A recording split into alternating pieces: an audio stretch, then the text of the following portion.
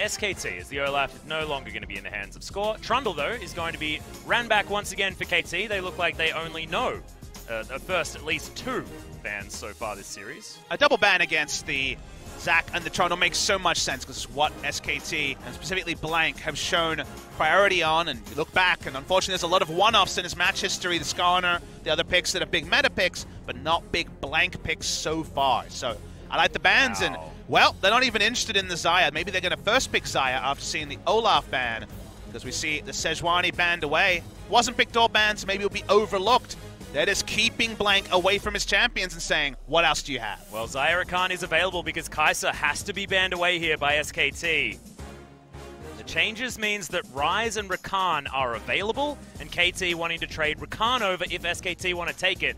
And you have to feel that they're going to have to take it. But isn't it fascinating that Xayah was left open in game number 2 and was never claimed by Bang? They feel like they have to deny Xayah Rakan because KT are about getting a better 2v2 than what SKT are able to put together. That's just them as a team. Deft and Marta getting the 2v2 advantage. They very often pick 2, but they're willing to offer up Swain to make it happen, even though Yukal, just like BDD and some of our best Swain players, has been popping off on the pick. Yeah, now Tal can possibly go towards the top side of the map on that Swain if he wants to. Faker could once again pick that one up, so a lot of flexibility remains on SKT's So side. let's talk about what KT have gotten and what they've given up. They've given up getting a preferential 1v1 lane for Smeb in most cases, because now Swain can be flexed to final pick. They have given up that, but they've probably ensured a winning 2v2 because Xayah X is almost always going to be stronger than Rakan X when it comes to the strength of the laners. Xayah is a higher strength laner than the Rakan. So we do have the Star-Crossed Lovers. The sacrifice is going to be Smeb. Might actually end up being counterpicked by Tal pretty heavily. Yeah, and we've got 4 jungle bans coming in. Score grabbing the next cab off the rank, which is that Skarner. Yukal, we'll see what he's going to lock away here for KT, because it could be that we line up the bottom lane with a Braum pick, because Marta's so incredibly good on that, but Yukal, he just wants to be able to grab himself some comfort in the mid lane. And the reason why you see the Talia is with the Azir banned, the best way about playing against mid lane Swain is to push and roam, to be elsewhere, to snowball the game before the Swain has all his items. If you remember game 2, Faker was kind of isolated with very low damage build even when the game ended. He needed a 4th or 5th item to get going. So the idea here is to play around the Swain wherever possible. Still could be a top lane Swain, of course, as Blank doesn't have anything left after the 4 bans and the takeaway. He will return on Jarvan for a 3rd game in a row. Yeah, and that is a scary prospect, because game number 2, Score certainly had his number, but as we move into the bans, we'll see where the focus is going to be. Almost every single time it was supports. It might once again be where SKT's head is at. They might want to try and attack Smeb here just a little bit more as well, because Tal getting that decent matchup could be another opportunity for SKT to find leads. Feels like Morgana Janna are the sort of supports that you're thinking about here for Mata. Morgana, just to be able to put the Black Shield even onto the Skarner for an engage. Yeah. But the range support to try to really punish on the Rakan lane. KT can ban some AD carries away, and they take away... No, they're going to ban Ezreal Tahm Kench, Papa Smithy. That's what they're going to do. It seems very likely. No, they can't ban Tahm Kench because Rakan's already been picked. Exactly. We're not going to play solo lane Rakan, so finally, we're going to have a deviation. Banning away AD carries to try to make it a fairly weak Rakan 2v2 laning phase wherever possible. Again, they've likely given up Smeb's lane. They want to double down on a winning bot lane to KT. You're going to be banned away to take away the safe blind pick that Smeb always loves to run, even after being solo killed in game number 2. Gangplank going to be the next option. This does make a lot of sense. Was somewhere that KT found themselves in a detriment. It's definitely Thresh time for KT. Oh, hell yeah. They have picked for a winning 2v2. They've given up the top lane. They still want to play aggressive. They're still trying to roll it back. This identity is again the same. Zoning and a hyper carry from SKT. KT, they may not be visiting the Kalista, but they're very much about the earlier power spikes. They take the Thresh. Thresh Skarner, the Griffin special for those really big suppressions. And now KT Rolster need to blind pick a top lane or potentially a lane into the Swain. Top lane Annie was a thing into Gnar as recently as All-Star, but probably not going to happen here. Yep. Looper special from back in China. They are going to switch over to the Ornn. So Smeb taking that tank, and now the SKT just pick Kassadin and say, screw it, we're just going to kill you. It's really interesting. There's so many different ways they can approach this. When it comes to the Ornn, he can face anything. So SKT has so many options mid and top lane. and they're going to take a lot of time to decide here. They might be bringing back the Renekton. It would be Oh Conqueror my goodness. Renekton if it was going to be the Renekton. Consider their options again. Will they give up the push again? They will not. There it's it going to is. be the Renekton. It's probably going to be our first Conqueror champion in pro play on patch 8.6. Press the attack. Also very possible.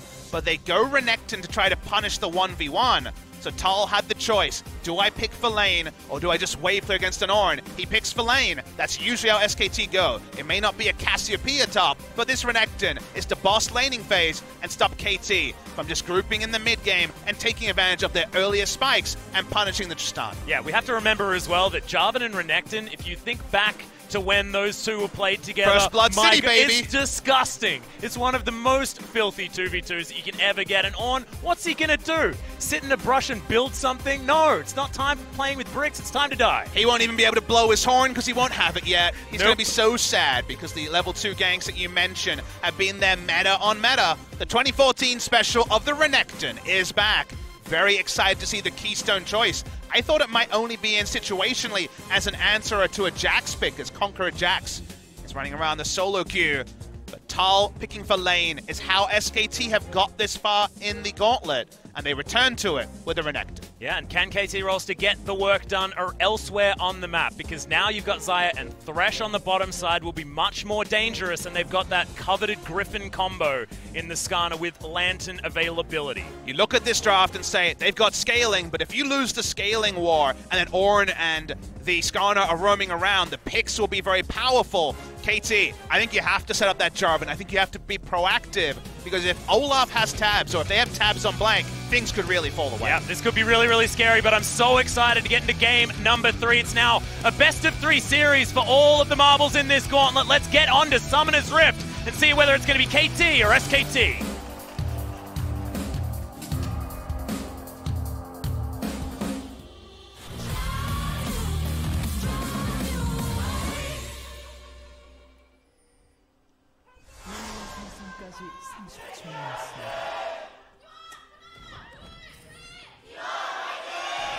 I feel like the KT fans were a little bit louder this time, but still, SKT ringing true. So many fans here in Korea. Think back to so many historic games between the organizations of KT and SKT. Oh, yeah. Summer final, summer semifinal was the reverse sweep by SKT. A year before the summer semifinal was the reverse sweep by KT. Wet for esports, Zed versus Zed match. That was a reverse sweep for SKT. This will not be a reverse sweep, so history can always be very relevant. In the history of Korean League of Legends, there has only been 2 times that KT have ever been able to beat SKT in a best-of-5, and one of those 2 times was the KT Rolster Arrows against SKT T1S, and most people wouldn't involve that because Faker was not on that team. Only that reverse sweep in 2016 summer has been a best-of-5 win. So it's exciting to see this one at 1-1, because it's a bit uncharted territory, Atlas. Yeah, and when you talk about KT versus SKT, often you're more referring to score versus SKT. Sure. Because he's pretty much the only one that's still been there. And by pretty much, I mean definitely. At least he wasn't on the Arrows, so that one has to be remembered there. True. So in this game, Tal has gone Conqueror. So first game of Conqueror in the LCK. Basically, it's trying to be a replacement for Fervor of Battle when it comes to the top lane bruisers. All about being in combat for 4 seconds and then getting extra AD and converting 20% of your damage to true damage. If you're trying to puncture through the Ornn, who we know is going to be stacking tank items, that true damage is going to be very, very relevant. And it allows lane bullies to not fall off against tanks as early because they get that extra oomph when they go for those engages later in the lane. Yeah, and you best believe Smeb is going to be building shirts in brushes a lot this game because he needs as much armor as he can possibly get as soon as possible against Tal.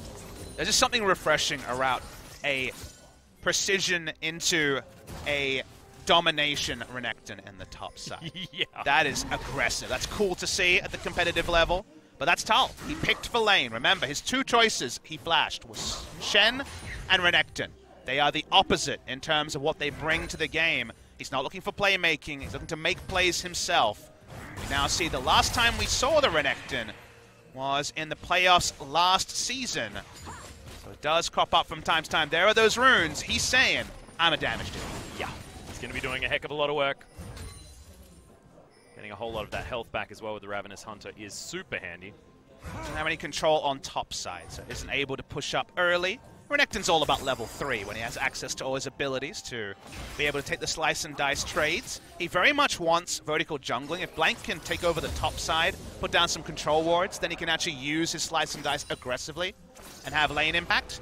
If he's not able to slice and dice for fear of being ganked, he can't actually do that much hurt onto the Ornn. Yeah. Look, he's going to find a minion here from Marta. Not using his own skin, which I think is a little bit frustrating.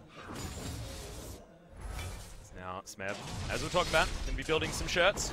Has himself a cute little blue rock as well, so that's handy. Keeping his mana bar up. Definitely going to feel good about a Glacial Shred. Oh, yeah. As the standard item for the Ornn. I feel like every item that has armor on it, you're going to be feeling a little bit better each time. I feel like we might have 5 games of early to mid-game scaling versus late-game hyper carry dream from Bang. Yeah. They're very much going for these Bang-focused drafts. They very much are reaching for the Tristana. They blinded Tristana in game number 2. Was a bit more crimping of the pool this time to enforce the Tristana. KT trying to play around the Swain. They seem like they're practiced to take on Swain, and other teams have tried that. Vitality tried that, to leave open the Swain with counter strategies, and you need to be really on point with your macro, otherwise Swain will make you look like a fool 10 times out of 10 in the late game. Oh yeah. See, Conqueror coming in there for Tal, announcing that he wants to fight Smeb, and Smeb saying, no thanks. Do what I can, just breathes on some minions here on the top side, and the wave is in a good position for the Ornn. Smeb playing this relatively rough early game out quite nicely so far, but this is about when things get hard as the wave starts to push back out. But KT, so much control on the bottom side, and I really love sort of the dichotomy of SKT versus KT with when they're strong, because playing through the bottom side is what KT does in the early game, playing through bottom side is what SKT does in the late game. It's all about when they get their power. Also, it doesn't take looking at many stats to remember that SKT has one of our worst early games in the league, and KT has one of our best, so both teams are doubling down around where they're strong. For SKT, though, giving up early game in multiple games against KT Rolster, the sort of thing where you give up too much rope, and of course you can hang yourself. That didn't happen in game number 1. It definitely happened in game number 2 with Score. He's not on the Olaf, he doesn't have kill pressure, but he's not going to let Blank have any free camps if he can afford it. Yeah, especially not if Blank is going to miss the smite on his own. Do it fast enough. They would lose too many structures, so really nicely constructed by KT, and should get them at least a big chunk on this mid lane in the turret. Yeah, just really impressive play. Faker looking for that flank like we were talking about, but this time it's warded, Atlas. Remember, the warding was a big problem for KT with Rush in game number 1. A lot smarter warding places, a lot more respectful here in game number 3. You bring in the veteran pathing jungler, you shouldn't be surprised that the cleanliness of the macro plays jumps up a notch. Yeah, and I think it's absolutely beautiful to look at KT's bottom lane this game as opposed to last game. Last game was all about empowering Marta. Now Deft can play so much more aggressively because he's got that Lantern to take out. Last time it was the Fate's Call, so it was the opposite way around. You could have the flanking Braum from everywhere who was always going to be safe. And now Deft, he can try and get himself underneath these turrets and give KT some pseudo-siege options, given the fact that he can just clip that Lantern to safety. And in your head, Marta's played a lot of Thresh this season, but it's actually because the 2 games were so memorable that it sticks out. He had 2 fantastic performances. The first one on his own skin, which he said in the interview afterwards, it creates too much pressure and he prefers not to use it, has bad luck with. But he's so smart at both stuffing Zac engage, it's not relevant in this game with the Zac ban. But you give Marta the bot lane out a turret and the ability to roam, he will make you pay. And that's why the Thresh is so important, because it wins the 2v2 and then it wins if the turret goes down. Yeah, I just feel like as soon as you give Marta any tools to start a fight, it's going to be a problem for you. And Thresh has a lot of tools for starting a fight and also for helping people out of them. A lot of people may actually forget that Marta was probably one of the best Janna players that we've ever seen. Back in 2014, was known for that pick when she was so at the top of the meta. So Marta has really always been incredibly versatile with how he plays League of Legends. KT going to get more oceans. Oh, went from such a mountainous occasion to such a wet one. KT have not been able to crack the objective they would want. We had 2 games in a row where Baron was taken between 22 and 23 minutes. They'd love another one. Yeah, Flash actually comes down. Vision of Empire is there, but the pullback, not going to be able to do it. Score couldn't quite get over towards the seismic shove. Got interrupted by the Swain that time because he was able to use his passive after the Vision of Empire hit. And thus, No ability to actually capitalize on that kill. That means Flash is down for score. He might just be killed. Yeah, Flash comes in and he is going to get pulled back. Has himself the stopwatch, so survives for a lot longer, but now KT, will they have options? Deft's the out of the Buster fight. Shot gets Deft out of the way as Blank takes a lot of damage, but the Ornn's making his way in. Can he get the knock-ups? Knock-up onto the Crocodile only, but that's going to be enough to grab themselves the kill, and Faker, no more mana to get, no more health to get the fight down. Is Yuka going to flash? He will. Picks it up. Does this mean Baron for the side of KT? They don't have a smite, so you'd think no. Get the second kill. I don't know about investing the flash there, but something that SKT can return to after Yukal does use it. The 2-for-1 trade. KT is still stronger, and that was with Deft out of the fight. Remember, he was Buster Shotted out and did very little damage. They still trade up. They are still stronger. And now with the respawn on score, they're just going to start the Baron. Yeah, they're going to move on over here, and yeah, the feathers are going to come in. Purple Worm now under fire. The secure is still going to definitely be a 50-50 if Bang can get himself in there. But can he make no? It's not going to be his score. Yep. He just boosts his way back through. This is going to be the easiest smite of his life because there's no other one in the pit this time. And he grabs it. Hook even registers onto Faker, who gets a cute little pullback onto Mata. But KT, they have the opening of the Baron pit. They'll get out and they'll be able to start the siege for real. And the ending of the play justifies the flash by Yukal. You look at the flash and say, he could just walked around and killed him. What was this all about? It was all about guaranteeing the shot call could come early. The Baron can be started. We have the respawn. You can see Skarner coming up on the minimap. Here's the replay from right at the start. They have to invest a lot, and man, stopwatch sometimes gives no value. In this case, so useful to buy time. Even with Deft out of the fight for the majority, they eventually go 2-for-1. Tal doesn't do enough damage or is not tanky enough in the front line to actually contest Deft to any great degree. That was about the best case scenario for SKT pre-30 minutes. But these Baron plays in the mid-20s are how KT is winning the series. Yeah, well, now we've got double Zeal item coming in for Deft as well as his Essence Reaver, building towards now what looks like his Infinity Edge. And he's even got a Knight's Vow coming from the top lane as Smeb was able to put that one together. 3-item Ornn versus 2 items and brown bags on the Crocodile. This game has gotten very difficult for SKT pretty quickly, honestly. 8,000 gold is the lead. It's Vision of Empire not even going to find any damage onto Smeb, who's just manning the mid lane. And Smeb's read is, I have health. The Swain takes a long time to do damage. I'll build magic resist later. Double down on armor. I think it's the right call, Atlas. I feel like you can trivialize that impact. Here's the wall. Split some up, but we've got Slice available as well as the Grand Entrance or the Battle Dance or any of the options that Wolf has. Don't have a minion wave pushing in bots. Not that much map pressure onto SKT right now, except for the Baron buff minions in top. Yeah, and they also, SKT, have been able to get a lot of vision throughout this jungle as well. So that transition that you talk about all the time with these Baron plays is not going to be there, as Score once again possibly caught out of position. As the Demonic Ascension is doing a bit of damage, but maybe not enough onto Mata. There's another pullback onto Score. The Never Moves have been landing here from Faker, but they're just going to wait out this ult and then possibly re-engage. KT, a lot of options. Crystalline Exoskeleton comes in. They want to find any option that they can. That was really cute. Yeah, the Impale there was cancelled because the gap closed. Smeb will just push through mid lane, trying to get a turret somewhere. Did get that outer top lane turret. Thankfully, Impale not actually put on cooldown for that particular cancel. Smeb is so tanky in the front line. Huge. Because now the ultimate is going to come out. Tries to find Bang and actually gets him after the rocket jump. Not going to be enough. Smeb doesn't get the stun after the wall bash. The turret is still going to go down. Still don't have the world's greatest siege. 3 ranged champions, but no one Caitlyn-esque in this particular game, and Smeb decides not to take the Lantern, just wanting to buff up the minion wave in mid and force SKT to react to that. KT just trying to take the easy objective, take all 3 of the inner turrets. One thing I do like is the fact that they have the Weaver's Wall this time to really ask the question of SKT if they do get themselves towards these inhibitor turrets. We've seen that used as a pseudo-siege option, and is something that Yukal can opt into if he would like. Almost has his Banshee's Veil, and now is actually going to complete it as I mention it.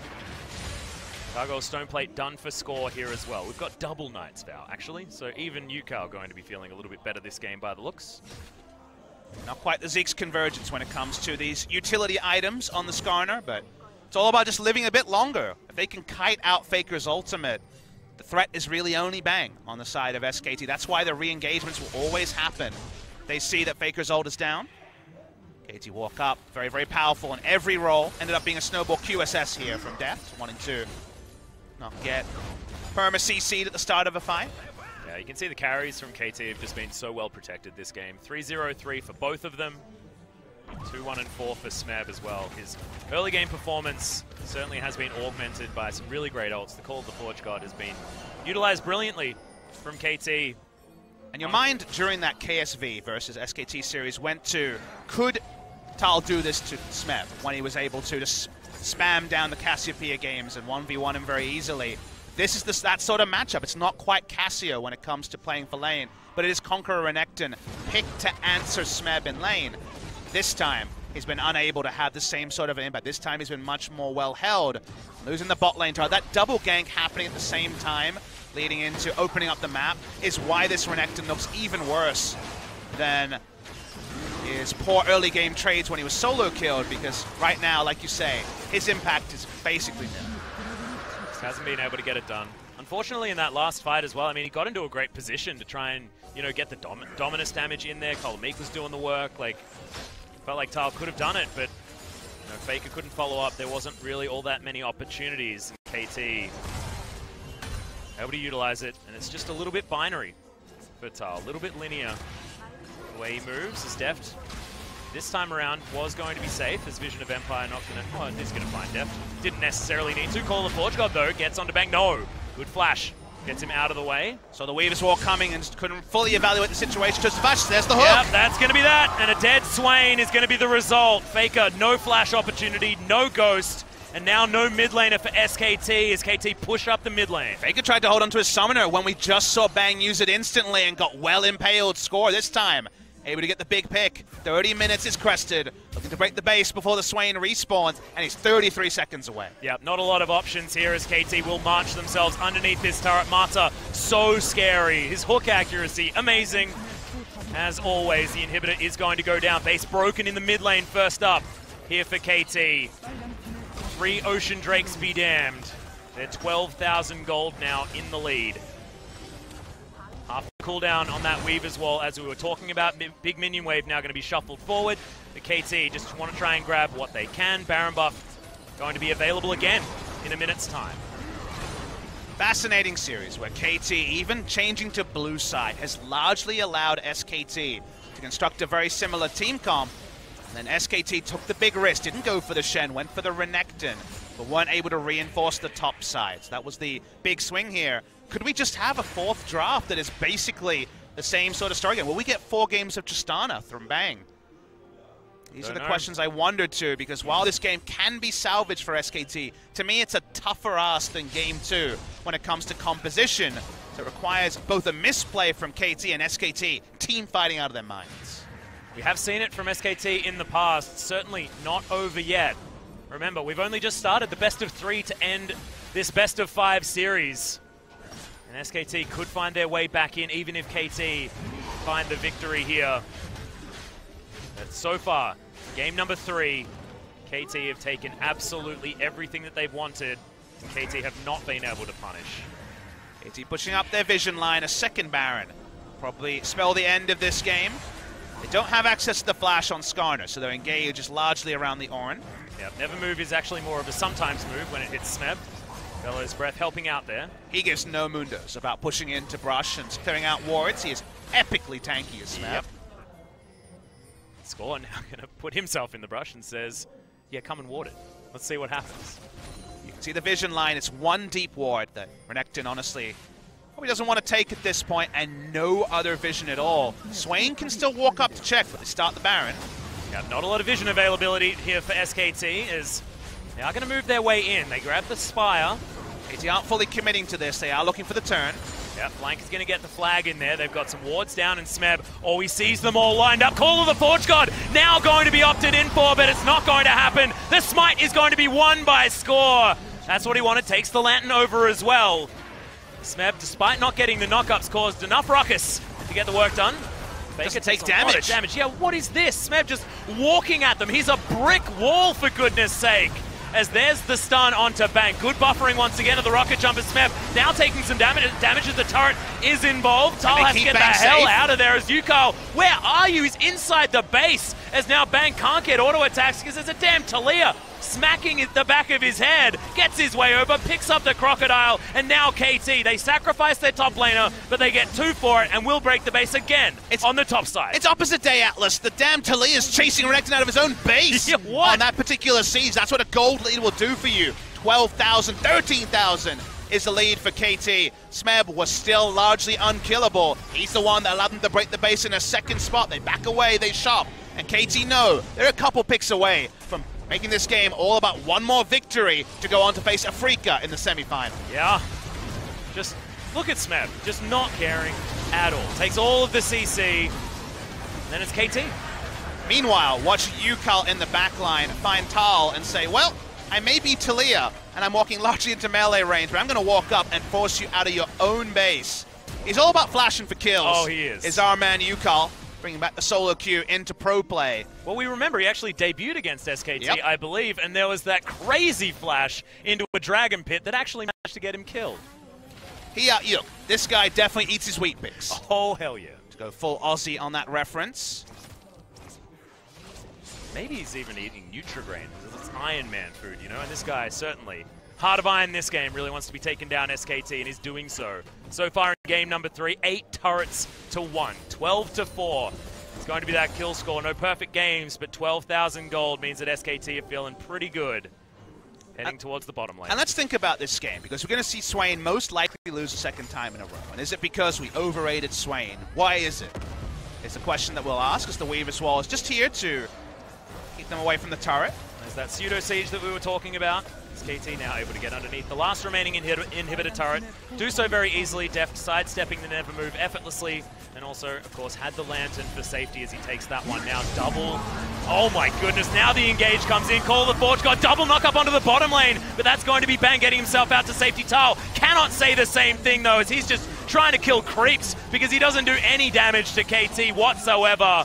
Deft is going to pick that one up for his 6th kill of the game. Smeb doesn't find the charge stun, but SKT now need to try and find a desperation fight. Faker just booped back with the seismic shove, and it looks like he's just going to have to spend the rest of the game on that fountain. The Nexus is now exposed, and KT are going to be moving themselves to match point in this best-of-5 series against SK Telecom. KT Rolster, well-deserved Game 4 victory. Again, they leave open this way, and they don't take it on blue side when it's available. And Atlas, you think back to the hard carry Swain games, BDD, Yukal, and you wonder, why is it not working like that for SKT? Remember that all those games, we saw turret dives, we saw aggressive plays. Those were Swain's in tempo drafts, like KT Rolster is drafting. They weren't Swain saying, hey, in the late game, I will zone and do damage. They were Swain's taking advantage of aggressive junglers and aggressive mindsets. SKT is drafting Swain for a safe pick, but they're not drafting aggression around it.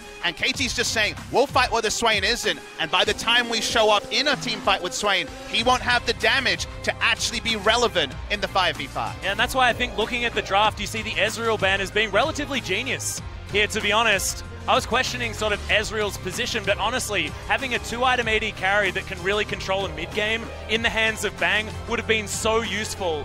It's understandable now why KT are always opting into that for their 4th ban.